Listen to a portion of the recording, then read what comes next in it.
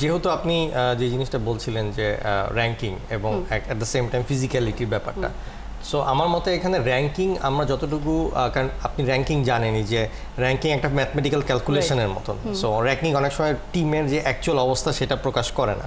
So আমার মতে এখানে র্যাঙ্কিংয়ের থেকে ইম্পর্টেন্ট হচ্ছে যে কোন টিমের খেলার ধরন কীরকম সেইটার উপরে বেস করে তাদের এগেনস্টে খেলতে যাওয়া। এবং যখন আপনি ফ্রেন্ডলি খেলতে যাবেন, আমার মতে এইটুকু আন্ডারস্ট্যান্ডিংটা রাখা উচিত যে ফ্রেন্ডলিতে আমাদের হার জিতটা ইম্পর্টেন্ট না, আমাদের প্রিপারেশন কতটুকু সেটা হচ্ছে ইম্পর্টেন্ট। কারণ অনেক সময় অনেকেই বলছিল যে জর্ডানের সাথে ড্র করলো, জিততে তো পারলো না, কিন্তু ওইখানে যে ড্র করেছে ওইটার কারণে কিন্তু আজকে আমরা AFC এশিয়ান কাপে। সো আপনার ফ্রেন্ডলি ম্যাচ যেগুলো হবে সেগুলোতে টার্গেট থাকবে যে আমরা কিভাবে আমাদের প্রস্তুতিটা কমপ্লিট করতে পারি।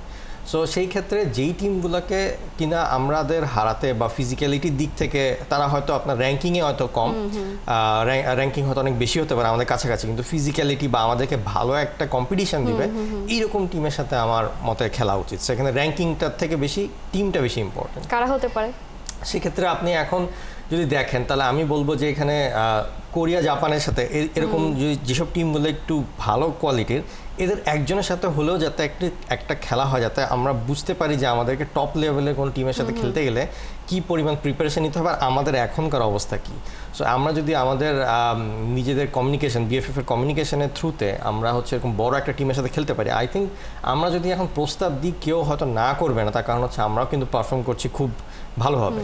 আর এখানে ফ্রেন্ডলি ম্যাচ খেলার আগে একটা প্রবলেম, সেটা হচ্ছে যে এটা পুরো মানে ওয়ার্ল্ড ফুটবলের একটা কূটনীতিক ব্যাপারের মধ্যে ঢুকে যায়, কারণ সবাই আবার আপনার সাথে খেলতে যাবে না, কারণ যদি খেলে হেরে যায় তাদেরও কিন্তু র্যাঙ্কিং নামবে।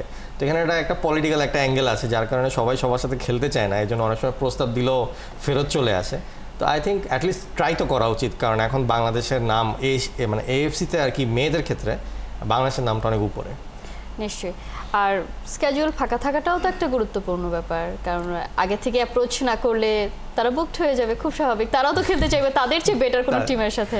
জি সেটাই, আগে থেকে একটু প্ল্যানিং করে একটু আগাতে হবে। যেহেতু আই থিঙ্ক প্রেসিডেন্ট যেহেতু গত 2 সপ্তাহ ধরে দেখছি যে উনি এগুলো নিয়ে বেশ আর কি অ্যাক্টিভ, তো আমার মতে উনি ইন্টারনালি কাজ করছে।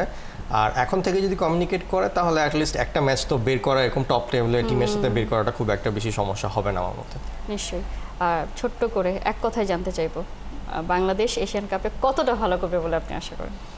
আমি তো মনে করি মেয়েদের জন্য স্কাই ইজ দ্য লিমিট। মেয়েরা এখন কত দূর যে যাবে এটা আমাদের চিন্তা ভাবনার বাইরে চলে গেছে। কারণ আমরা ধরেন 4 বছর আগে আমরা কখনো চিন্তা করতে পারিনি মেয়েরা AFC এশিয়ান কাপ খেলবে। ইভেন বাংলাদেশের ফুটবলের কোনো টিমই যে AFC এশিয়ান কাপ খেলবে এটাই আমরা চিন্তা করতে পারিনি। তো মেয়েরা যদি ওই বাঁধটা ভেঙে দিতে পারে, ওয়ার্ল্ড কাপের বাঁধ ভেঙে দেওয়ার তো আমি স্বপ্ন না দেখার কোনো কারণ দেখি না।